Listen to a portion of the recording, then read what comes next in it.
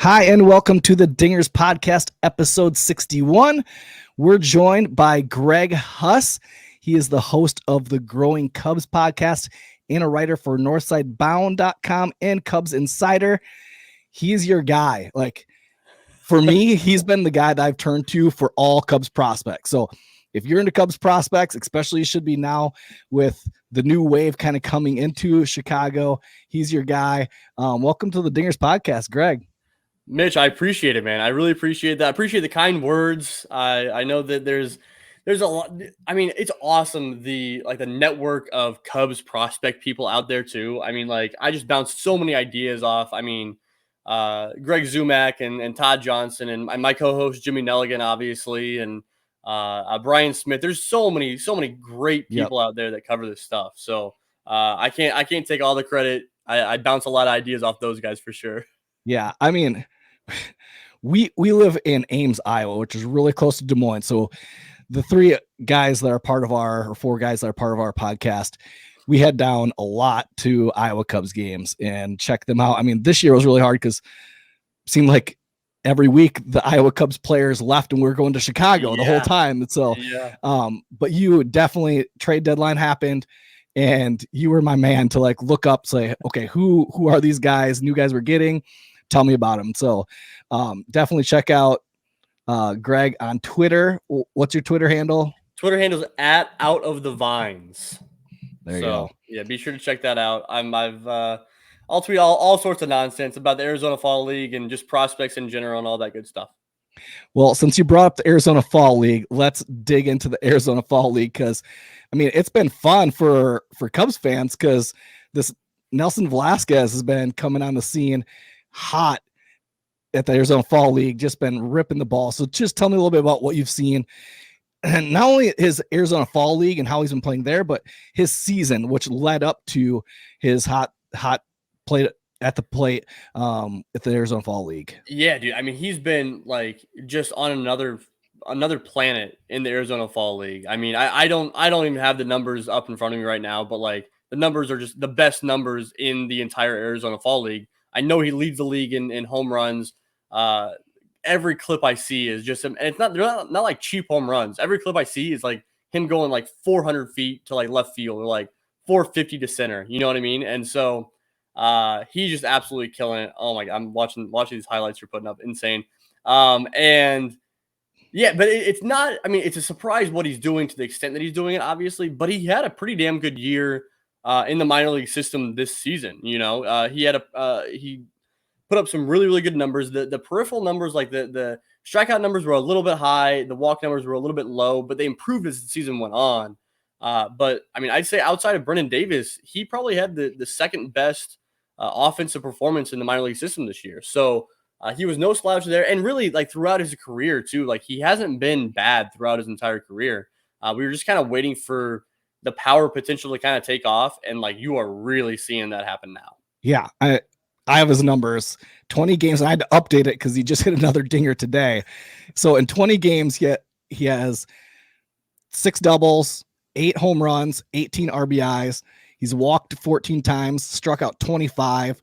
Would like maybe that number to drop down a little bit, but 490 OBP, 756 slug, 390 batting average, and 1.246 OPS. Dude, if his slugging number was really his OPS number, like it wouldn't be awful. Yeah, I know, right? Yeah.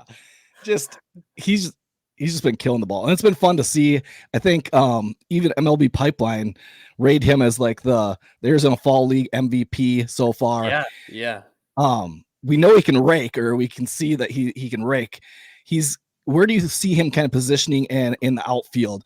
Is he going to be slotting more to a corner outfielder, more right field? Where do you see him kind of playing out? I think he could be a good right fielder. He's got a cannon of an arm, so that works in right field, obviously. And then leading into this 2021 season, he was fast. He always had speed to be able to cover center field, but he was kind of teetering on like the athleticism wasn't really there, you know? And he must have gone into the gym and worked really hard during that COVID lost season for the minor league system. Because he came out in 2021 looking a lot more athletic. And it's not even as much like just ripped. Like I don't think he put on a ton of muscle. He just looks more athletic. He might have slimmed down a little bit, but he just looks better out there. And so he could probably fill in and play some center field. I know he's been playing center field in the fall league. He played some center field during the regular season.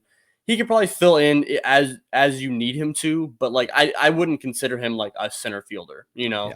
He's probably a right fielder. And it'll depend. The hardest thing to judge when you're looking at minor leaguers is like how good they are on defense, because you only get a certain number of, like, as I'm bouncing around from game to game, I only get so many experiences of seeing him like feel the ball in the gap, or tracking down a fly ball to like straight back behind him, something like that, So that's the hardest thing to judge, I'll admit. But from what I can tell is I think he can be a pretty decent. I'm not saying like a plus right fielder, but like I think he can hold his own, especially considering his arm strength out there. Yeah. Yeah, I know. I watched an interview or an article that was written on him that said during the COVID last year that he really focused on pitch recognition. That was his thing, that he just wasn't recognizing pitches. Off speed was killing him. And so you can kind of see him making adjustments, and you kind of saw how it played out this year. Where do you see him next year landing in the Cubs system? Do you see him at AAA? Do you see him AA? Where do you see him kind of sticking next year or moving up to? I could see I think that the big thing is that he's Rule 5 eligible this offseason. Yeah, and coming into the year, like he was on the radar. Like he was on the radar of getting added to the 40-man roster, but he was nowhere near a lock. And at this point, like he will be added. He will be added. He's been terrific in that regard. But so I think, assuming he's added to the 40-man roster, which he will, he'll probably be starting the year in Iowa next year in AAA. I like that. Yeah, you go down and watch him. And you'll get to watch him and Brennan Davis kind of tearing it up in the outfield. I guess I wouldn't be completely blown away if he starts the year in AA. But I guess my expectation right now is probably AAA, which is crazy. He's still a young guy. I mean, he's still, I believe, 22 years old. He's still a young guy. So this is a guy that was signed as a super like as a teenager. And that's why he's Rule 5 eligible. It's not because he's 25 years old or 24 years old. He's a young guy, and to be in AAA at that level or at that age is impressive. So, my take always with like prospects that are on the 40-man roster is, once they're on the 40-man roster and at least in AA, I hate putting like ETAs on these guys, right, in Chicago, because it's like, all right, if he comes out and tears it up, he's already on the 40-man roster. Might as well call him up to the bigs. You know what I mean? So like. I talked about the elevated strikeouts. You mentioned a little bit in the fall league even still. So I'd like to see those come down a little bit. They were a lot better as the season wore on in AA this year. But I think the way the Cubs major league team is probably going to be set up for next year, it's like I'm just in the camp of with Nelson Velasquez and with Brennan Davis even, like there's no need to rush these guys like at all. Like don't rush them because it's like, oh, I'm so excited about Brennan Davis. Like, let's send him up to the majors. Like, hold on. Like, there's no need to pull a Kyle Schwarber or an Ian Happ and have to call them up and send them back down. Make sure they're good. Make sure everything's fine, because we're not competing for a World Series, probably, So let them get their work in AAA. Let them get better. Call them up when they're ready, Yep. I'm okay with that. I'm okay with watching Brennan Davis and Velasquez playing a lot of games, because I was excited to watch Nico Horner, and then he just decided to never play in Iowa. I mean, during the season when he was hurt, he came down and played a couple of games, but they were away, so I couldn't even watch them. And so we do have some pitchers pitching for the Arizona Fall League: Caleb Killian and Ryan Jensen. What do you see out of those guys? Yeah, so coming into this year, I was not quite on the Ryan Jensen bandwagon quite yet. I saw like what he did very, very well, but I wasn't like set that he was going to be a starting pitcher. And this year completely changed my mind on that. I think that I think he's the best pitching prospect in the system right now. And the things that kind of changed my opinions on Jensen were the fact that the season wore on, he was able to kind of work a little bit better with his curveball and with his changeup. And adding those two pitches in addition to a fastball that is upper 90s with just a stupid amount of run. Like it's ridiculous.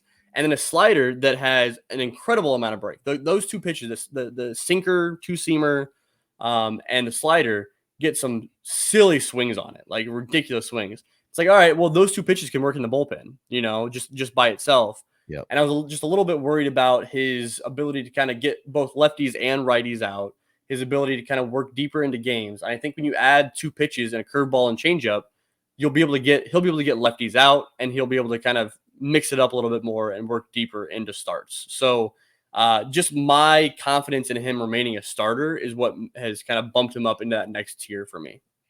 Yeah, every time I see him pitch and look at him, he reminds me of Rich Harden for some reason.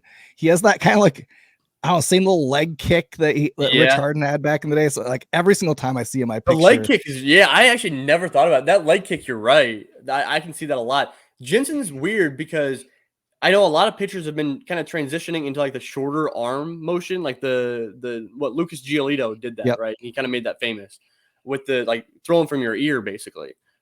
Jensen does not do that. Like Jensen's a super long arm motion, to the point where like that's worried me a little bit in the past, that long arm motion and his ability to like be able to consistently locate pitches because of that long arm motion. But it seems to work. Not all pitchers get fit in this little box where they have to throw a certain way. It seems to work for him, but it's definitely a Ryan Jensen delivery when you see it, for sure. Yep. And Caleb Killian, we picked him up at the trade deadline. What can you tell us about him? Yeah, I really like Caleb Killian. I mean, he's kind of upper tier for me as far as pitching prospects go too. I'd probably rank him top 5. I'd have to go back and look at on Northside Bound. I released my top prospect list over there last week when we kind of dropped the site, and so I'd have to go back and see exactly where I ranked him. I think it was in the teens overall. And with Caleb Killian, he's like known for throwing a lot of strikes, right? You had him at 14. 14. You got it better than I do. There we go. That's why we keep you around, Mitch. No, he throws a lot of strikes, a lot of strikeout this year. Like the strikeout to walk ratio was incredible, Doesn't walk a whole lot of guys. I'm really impressed by his fastball and cutter. Like he throws like kind of 3 different fastballs: the cutter, the 4-seam, the 2-seam. I'm really impressed with those. My only concern is like you need more than those 3 pitches. Like you need some sort of off-speed pitch to get guys out of the major league level. And I know he's been working. He's been working on developing a spike curve in the Arizona Fall League. Of course he is. Every single Cubs prospect in the entire world has always developed a spike curve, so it only makes sense. But I think that's good though, like because I don't think you can get major league hitters out with just 3 different types of fastballs unless you're like Kyle Hendricks, and even he kind of added that changeup and added the curveball, obviously. So I really like Caleb Killian. I think that the base of what he is, like, I think when he came over, it was a lot of like, oh, he's got a really high floor when he got like acquired in the trade. But like, I think there's some serious upside with him too, especially when he's got a fastball that can touch triple digits up there. I know you brought Brian Smith. Yeah, Brian Smith really liked him at the pickup deadline. He really thought that was a really good pickup. I think that cutter's really good, dude. Like the cutter's really good. What other pitchers? I mean, you talked about Ryan Jensen. You have him pretty high. I think you had him number 5 on your prospect list. Yep. So what other pitchers? I mean, Cubs fans have waited for these pitching prospects to come in, like starting pitchers, to make their debut. Who else do they have? I know we've had DJ Hertz on the show. I'm super high on DJ Hertz. I think lefty. I love his stuff. He's nasty, great to talk to, a good dude. Who else kind of in the system do you think is going to be rising fast this year? Yeah, I like the DJ Hertz. I mean, I'm glad you like DJ Hertz, and I love that you had him on the show because I mean he just seemed he's a great interview from everything I've seen. I haven't had the chance to sit down with him quite yet. I'd love to get him on this offseason, but yeah, I mean he just kind of jumped onto people's radars all of a sudden this year. I mean, he had an incredible year. My favorite part about DJ Hertz is that delivery where he's got like the crossfire, like lefty version of Jake Arrieta going on a little bit. Yep. And that's sweet to me. I mean, lefty batters don't stand a goddamn chance, man. Like they don't. Like it's insane. So I really like DJ Hertz a whole lot. I know that there's Braylon Marquez is kind of like the hot topic, obviously, and I hate to bring the mood down a little bit, but I know that he was like the top prospect in the Cubs system, and We saw him pitch at the major league level and all that good stuff. I'm a little worried about Brother Marquez and his ability to stick in the rotation. I think that he can still be super, super valuable as a reliever, as a multi-inning reliever. But Yep. I would be more surprised if he is a starter in the major leagues than if he's a reliever, or if he doesn't make it. You know what I Yep. mean? And so that worries me a little bit. But I'd love to see him kind of follow the Justin Steele. I've been a really big advocate that just because a guy gets called up to the major leagues and he starts in the bullpen does not mean he's a reliever for the rest of his life. And that's how I feel like the Cubs treated the farm system, was that we have to call these guys up as a starting pitcher. And if you're a starting pitcher, you're a starting pitcher. If you're a reliever, you're a reliever. And it's like I've seen I go a lot to I hate making a Cardinals reference, but like Adam Wainwright, when he got called up to the Cardinals, he was a reliever. And obviously made that transition a couple of years into his career into being a starting pitcher. Worked out pretty damn well for him, you know? So I just think that putting these pitchers in bins, I just don't like that. And I'm glad to see that the Cubs were able to call up Justin Steele and Keegan Thompson and then work them out as starters later on in the year. So I'm hoping they can do that with Braylon Marquez, and because I think he can be a lockdown reliever. If they call him up and they're like, let's give this a shot in the rotation, then that's awesome too. But I'm banking more on him being a reliever than a starter at this point. Yeah.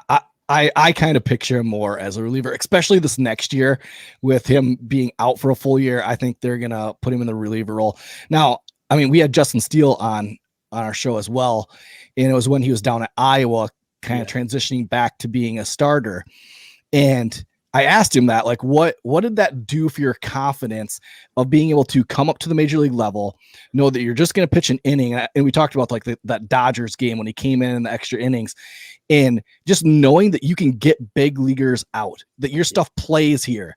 And he talked a lot about that. Like that was what gave him the confidence to know that, hey, I can go back to becoming a starter because I can get my stuff plays. It can get guys out. And so I think going that route is going to help these young guys. Yeah, for sure. Well, and I got the chance to talk to Justin when he was in AAA too. They came over. I live over in Columbus, Ohio, and so they were playing the Clippers over here. And I was down on the field chatting with him a little bit, and he seemed just like supremely confident in what he can do in the rotation too, because he was talking a lot about how he used the fastball slider combination in the bullpen. But there's a lot of chatter about, okay, like can he bring back the curveball? Can he work on a changeup to work in the rotation? And I was talking to him, and he said that he never stopped throwing the curveball in bullpens when he was in the big leagues. So whenever he'd work in the pen, it wasn't showing up in games, but he continued to work on that curveball and the changeup too, and the slider. I mean, people forget that slider was a pitch that he just recently developed. He said that I think that was over COVID, the offseason leading up to COVID, that he worked with his older brother, to develop that slider. That was a pitch that his brother had kind of used in the past. And his brother was like, hey, check this out. And Justin started using it. He was like, oh, well, but this works really well. So that wasn't even like from the Cubs, like front. I'm sure they tinkered with the Cubs like development team. But like for him to just take that from his brother and say, oh, this is mine now. I'm really damn good at throwing this pitch. Like that's crazy to me, you know? Yep. So I got a lot of confidence in Justin Steele, one way or the other, whether that's in the bullpen or in the rotation. Now we talked a little bit about Velasquez and Davis, position player wise. Who else do you see kind of in the system that is going to make some huge steps this next year? I'm a big fan of Owen Casey. I think he's going to make some big leaps this next year. I mean, we already saw him make a big leap this year, but I think he's going to make some big leaps next year. With him, who else do you think is going to be kind of rising fast this next year? All these young guys, man, all these young guys. I like it.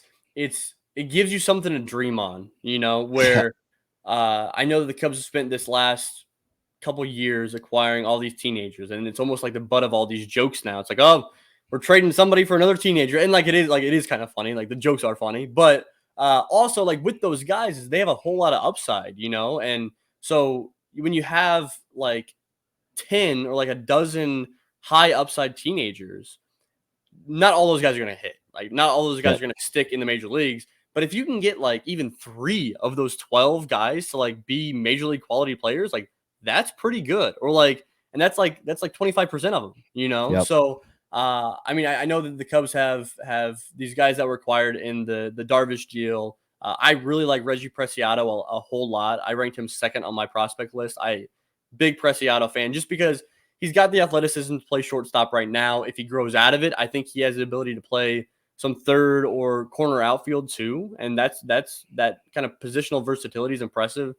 He's a switch hitter and has some power potential. And like, what is there not to like about that? And then you also have like the other shortstops, Ed Howard and Kevin Made, who show a lot of potential too. And then James Triantos, who was just drafted. I know a lot of Cubs Twitter is really high on James Triantos. I got to give Greg Zumack a shout out because he was on Triantos from the beginning. The dude can rake.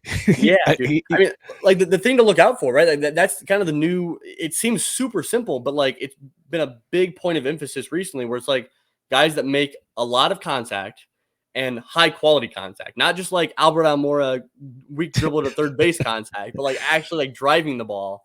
And Triantos seems like a guy that does both those things, makes a lot of contact and drives the ball really well. And so, I mean, like, what else can you ask for from a teenager? Just after playing in high school, and he didn't play in like some like crazy prep school or anything like that. He was playing like at some Virginia high school or against some chumps out there, So, but it's transitioned well to professional baseball, and you love to see that. So, just so many young guys with a lot of potential, and I love to see that. Now, we do kind of have a lot of guys in the farm system, not a lot of high tier guys, a lot of guys kind of just in that middle of the road. Do you see the Cubs starting to, like, as they start spending more money and as they maybe look at making some trades, dangling some of these prospects as trade chips to be able to go out and get a big name guy that might be available? Or like, I mean, some of these teams might be wanting to unload, like the A's or some. Do you think they might be using some of these guys to dangle to bring in somebody? I think so. I mean, the honestly, the best example I have is the Yu Darvish trade, right? Where the best guys to trade from are these super young kids that have a lot of potential. Teams like trading for those guys, and really, like, it doesn't look as bad on the front office if they trade these guys and they end up being really good way down the road, because it's like 4 or 5 years, 6 years before you see them. And they can always fall back on, like they were just teenagers when we traded them. You know what I mean? So it's like the White Sox and Fernando Tatis. Yeah, exactly. Yeah. But it's like, so I think that's pretty fair. And when you have a whole horde of these guys, like it's like a dozen plus guys that fall into this category, I think you can afford, and especially you can never have too many shortstops. You love to say that, but like when you have a lot of the same positions and a lot of hitters, I think that's fair to say that once we start competing a little bit, that they'll be dangled out there at least a little bit, Yeah. Do you see any Cubs prospects? I mean, probably Brennan Davis making an impact with the Chicago Cubs this next year. I'd say, yeah. I kind of put in, I know I said that putting ETAs on guys is hard once they're on the 40-man roster and stuff, but Brennan Davis is not in that boat yet, right? So I kind of put an ETA on in like June, maybe July for Brennan Davis. And I don't think that's we're holding him back for service time things. Like, I think that's actually like a legitimate like June. Yep. And so I think he can make a pretty big impact. There's not honestly a whole lot of other guys. I mean, we're going to see Nelson Velasquez in AAA, so he's just a call away. Miguel Amaya will probably start the year in AA. And I guess it kind of depends a little bit on how he comes out of the gate, right? He missed all of the 2020 season because all minor leaguers did. And then but he did get some work in at the alt site. And then he started the year in AA this past year, but obviously went down with an injury. So he's coming off not a whole lot of baseball played over the past 2 years. Got to see how he adjusts. But if he comes out hot, then we could see him get the bump up to AAA. We'll see what happens with Wilson Contreras, if he's still on the team come opening day, if he's still on the team come past next year's trade deadline. He could potentially make an impact. Amaya could. But I wouldn't bet on that. There's not a whole lot of guys that are going to for sure make an impact. There's a lot of like those tweener guys that could spend part of the year. I'll throw Killian and Jensen, who we already talked about, as they could be guys starting in AAA next year. So because of that, then they're just one call away. Now, guys starting the year in Chicago as like prospects, I don't think we're going to see much of that. Yep. I know Christopher Morel finished the year with the Iowa Cubs. I love watching him play. He plays with a lot of energy, kind of like a little Javi Baez type energy out there. always see a smile on his face. I think I went to like 2 games of the Iowa Cubs when he was there, and he's just fun to watch. He has this excitement. He carries himself with a little bit of swagger.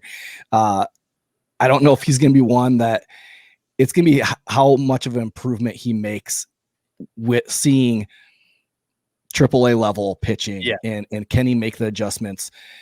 That will be kind of the telltale if we see him in Chicago. Yeah, I think he's got a considering how like kind of polarizing he, because you're right, it's like the Javi Baez light, right? Where he's not going to be Javi Baez, like he's not going to be that good, because that's not fair to put those assessments on him. But to say that like watching him play reminds you of Javi is super accurate, like super accurate. So I think it's weird because he was a guy that's polarizing and swinging that hard and playing with that much emotion and energy. Like, it's weird to say, but like he has, to me, a really high floor on him, because he plays really good defense and he plays all over the diamond. Literally, he played everywhere this year. He played third, short, second, left, right, center. So he plays all over, and he plays well all over. He's got the strongest arm in the entire system.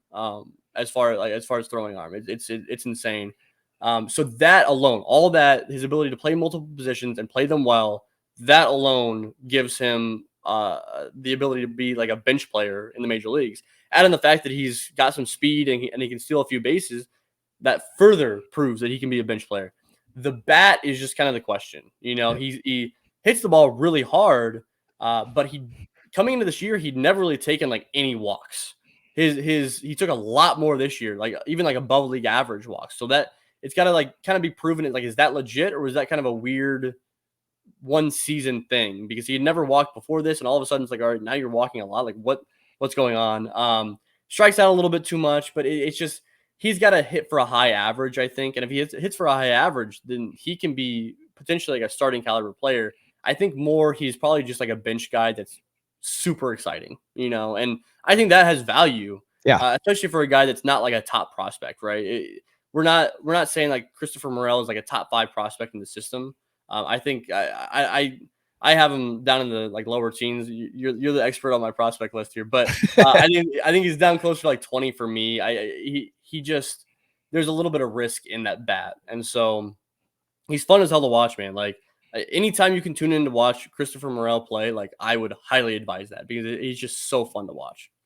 Now, who is one prospect that we aren't hearing a lot about that might surprise us next year?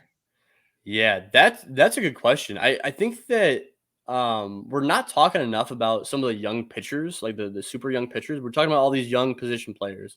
And so Daniel Palencia got a little bit more hype as the season went on. He was acquired as a part of the Andrew Chafin deal, along with Greg Dykman. And he seemed kind of just like as a throw-in to that deal. But he is a super young kid, 20 years old, starting pitcher, can consistently hit triple digits and hold high 90s heat like into his like 2 or 3 times into the order, which is like that's impressive in itself.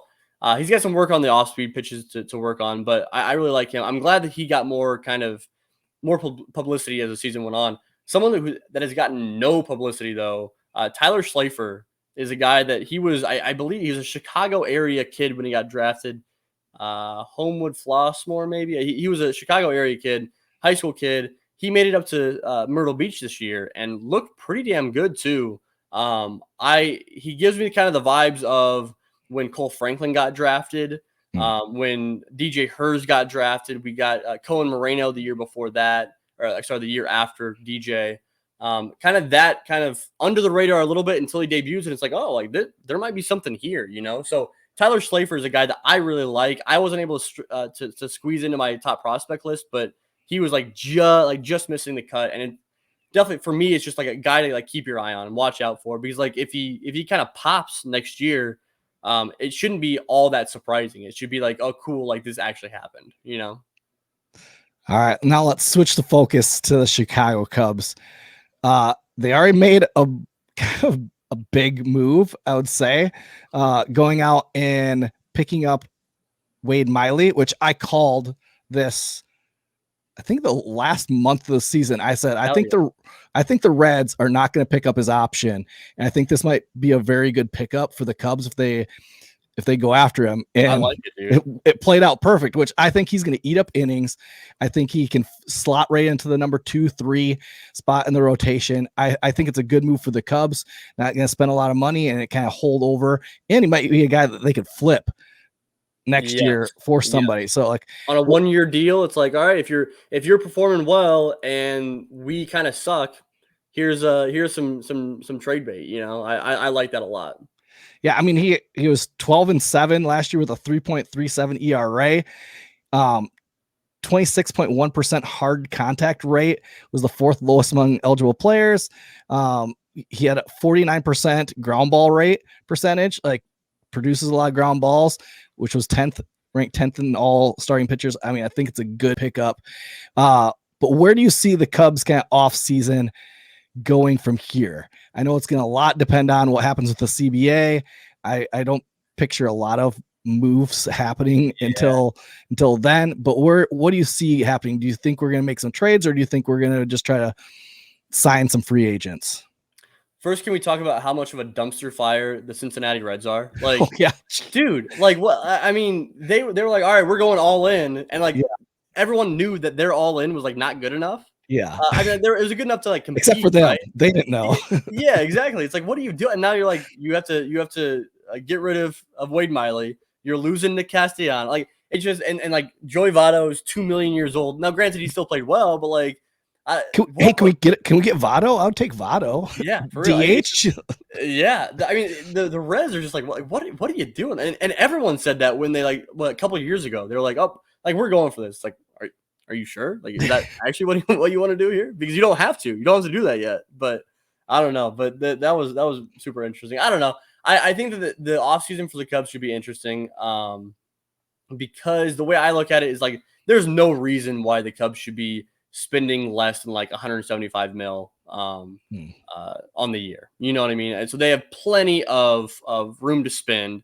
And even if they're not spending in a way that like they're giving guys 5 and 6 year deals, right? If you want to load up some like 1 and 2 year deals, then that could be good enough. If you can load up enough of those that you could still be good and compete. And because I just feel like talk about like tanking in baseball, and like, yeah, tanking in baseball is a thing. Like that there's teams tanking, but it's not in the way that like teams tank in football and in basketball, right? Where in basketball you get the number 1 pick, like you can change your franchise with the number 1 pick.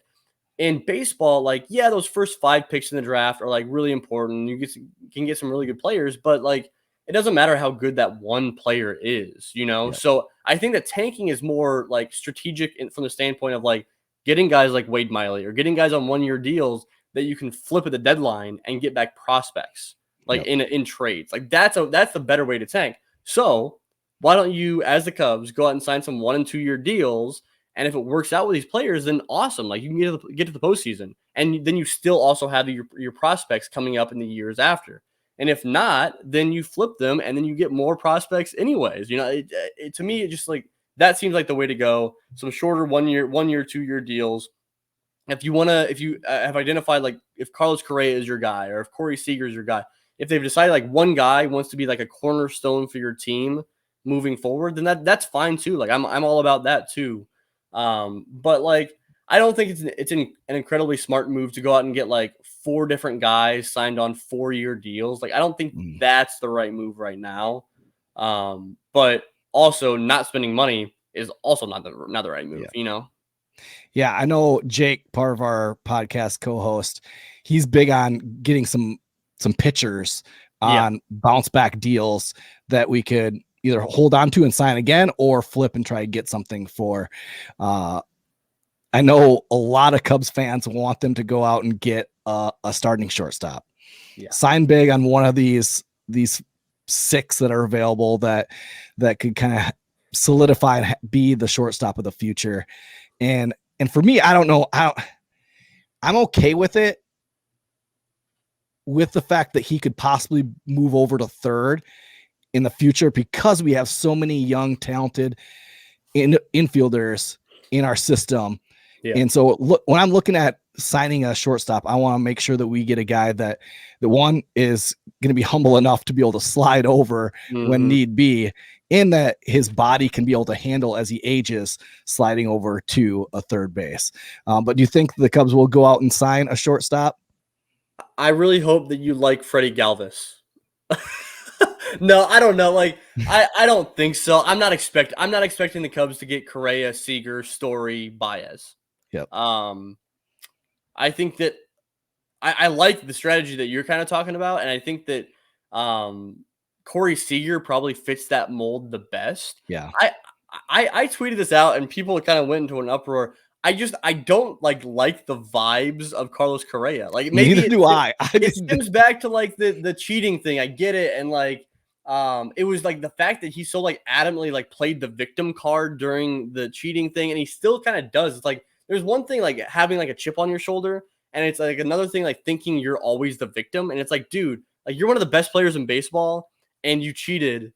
Like, you don't get to play the victim. You know what I mean? And so like maybe that just constantly rubbed me the wrong way, and I just like I'm holding on to that. But he's a great player. Like I understand he's a great player, but I also like want to be able to root for players on the Cubs. And I feel like it makes it like irks me to have to root for Carlos Correa if he gets signed, you know? Yeah, I'm right there with you. Like every interview he's in, I just like I don't like hearing you talk. Like I feel like you aren't a good leader. I don't feel like guys around you want to be your teammate. I would want to be your teammate. And so, I get that same vibe. Like, I don't picture him.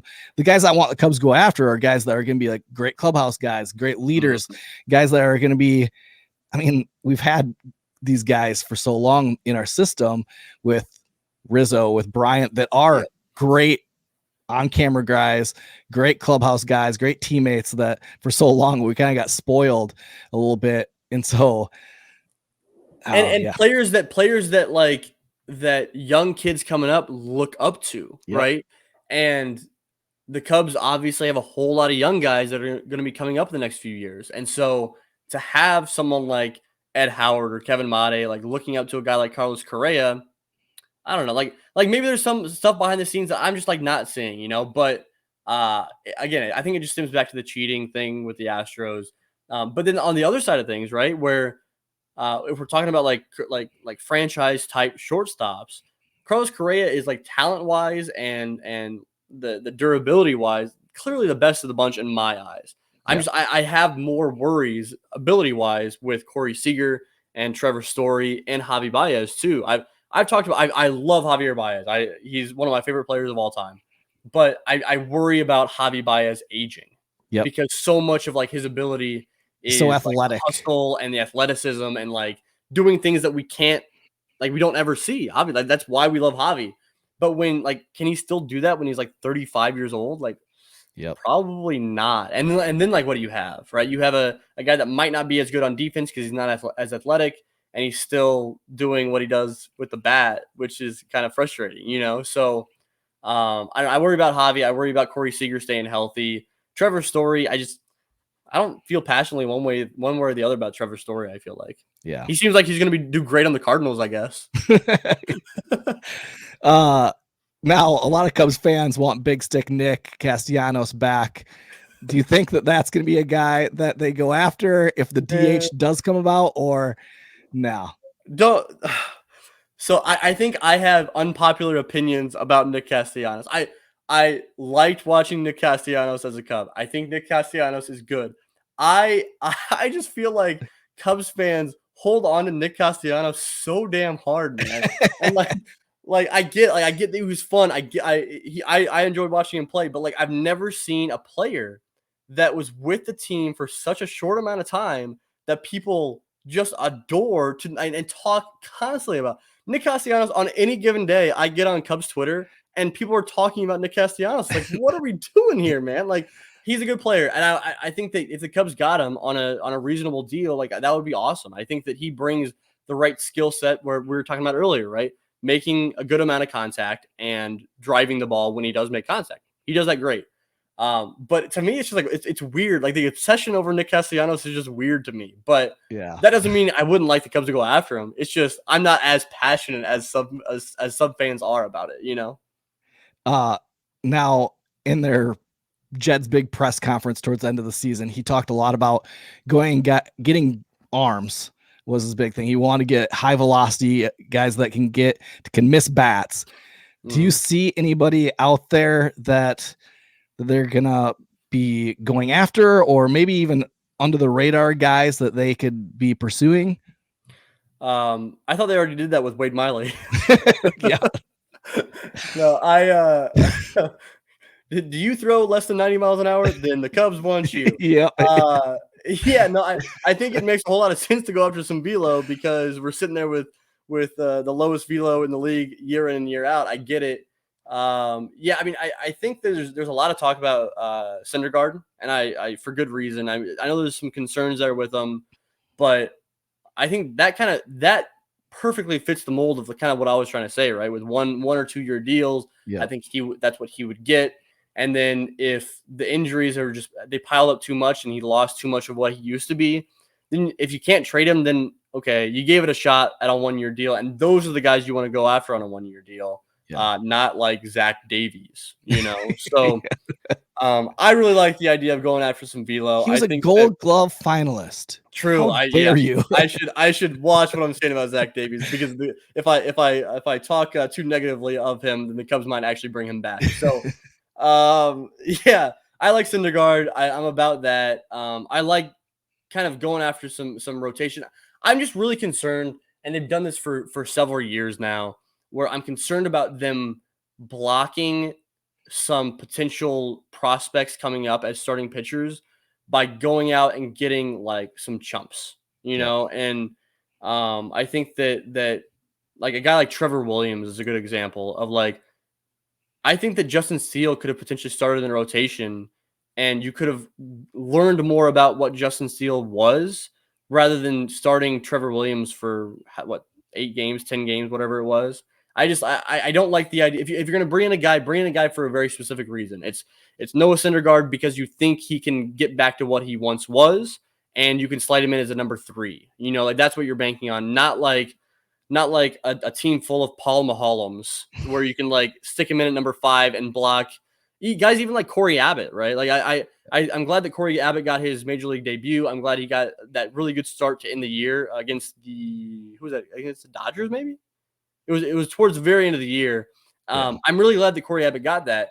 I just think you have to like see what he is in Chicago, right? And I think that goes for a lot of different guys. And I just don't want stupid like 5th and 6th starters to block the potential development of like prospect arms, because like development continues up to Chicago. It doesn't just like stop as soon as you get called up. So I like the idea of getting some starters with like good intentions, not just like we need depth. Like you do need depth, I agree, but like don't just get depth just to have depth, Yep. If we wouldn't have had Trevor Williams, then we wouldn't have got the good feel-good story of his dad and 1,000 camera angles at his dad every single on a daily basis. Yeah, exactly. We could have gotten Pete Crow Armstrong from the Mets because that was that's why we got PCA. Yep. Not Javier Baez. It was Trevor Williams. Yeah. Yeah. With talking about Noah Syndergaard, I was asking one of my buddies, I was like, when was the last time the Cubs even faced Noah Syndergaard in a ball game? I was like, I can't even remember. It might be back to 2015 in the playoffs. I was like, I haven't seen Syndergaard pitch in forever. Yeah. And so that's where it's a little nervous. It was Syndergaard and maybe like DeGrom. The Mets had like 3 guys on rehab assignment, and they were playing in like the Florida or the Gulf Coast League. And it was like a 3-game series against whatever the Cardinals team was, like the Gulf Coast League Cardinals. And they faced Jacob DeGrom, Noah Syndergaard, and I think it was like, who was it? It was somebody else, another major league starter on back-to-back days. And they're like, we can't catch a break. Yeah. What's going on? It was like Syndergaard went out there for like 3 innings and struck out all 9 guys he faced. And like DeGrom did the same thing over 4 innings. It's like, oh my God. I can't imagine these like 18-year-old kids, 17-year-old kids and what they're dealing with down there. Geez. Yep. Well, they got a little taste of the show. And they did. Yeah. Definitely not ready for that. Yeah. I'm interested to kind of see what Jed does and just kind of how the CBA plays out. DH is going to affect some things if that comes in, but that it will kind of affect what Jed does going forward. I like the front office moves the Cubs have made. I think that's going to make a big difference. And it's just kind of a waiting game right now for us. I feel like it's going to be like that all the way until January when this thing kind of gets finalized or when it gets done. Yeah, I've been really focused on minor league free agents because that's all there is to get excited for right now. Yep. Yeah, well, thanks for coming on. I mean, I feel like we covered the minor league system really, really well. If you want any more stuff on the minor league system, follow Greg Huss on Twitter. Great follow. Very insightful in the Cubs system, knows the Cubs system. Before we got on, I asked him, how much minor league baseball do you watch? I was like, because if it was me, my wife would when the trade deadline happened, my wife was like, all right, you can't be watching minor league and major league. You get like 4 or 5 games. So it's a lot of like watching like games on my phone after like I'm like going to bed and just try to keep up with as much as possible. You know what I mean? Where it's like I'm in bed, I'm really in bed, but like I'm really like on my phone, like watching whatever minor league games are going on. So like in the last month, the minor league was free on their app. You could get it for free. And so I was like watching games. I was like, oh, this is probably eating up way too much time, taking away. Dude, and some of the like broadcasters are just so fun to watch in the minor or like, listen to, I guess, in the minor league system. It's like all 4 levels, like they have great broadcasters. So it's fun to watch those games too. Oh, I mean, not only because you get to see like these great prospects, but like it's a good listen too. It's not just like, oh, let's just watch to see what Ed Howard is doing tonight, or let's just watch to see Vernon Davis. It's like these guys calling the game are terrific. We've had guys on our podcast before and talked to them, and they're super insightful, super knowledgeable, and great guys in general too. Yeah, we got to know Alex Cohen down with the Iowa Cubs pretty well. He's awesome, very insightful guy, knows baseball. Lives it, and just he's great on the mic. Easy listen to. He's great. So yep, definitely. But yeah, thanks for joining us on the Dingers podcast. Really appreciate it. Yeah, appreciate it, Mitch. Anytime. Yep, thanks. So that is Greg Huss with us. So thank you for joining us. He's on the Growing Cubs podcast, writer for Northside Bound and the Cubs Insider. Make sure you go check out all of his writings, and he had his prospect list he dropped a couple weeks ago, so go check that out. And yeah, we're excited for Cubs baseball to get back in, but we have the winter to get through here, and there's a lot of things that are going to be happening with the CBA, with the Chicago Cubs making some moves. They're going to have to. They have a lot of money to do a lot of things, so we're excited to kind of see where they go. But yeah, great interview with Greg Huss. So thanks, Greg, for jumping on and talking to us a lot about the Cubs prospects and get excited for. So thanks for joining us on this episode of the Dingers podcast.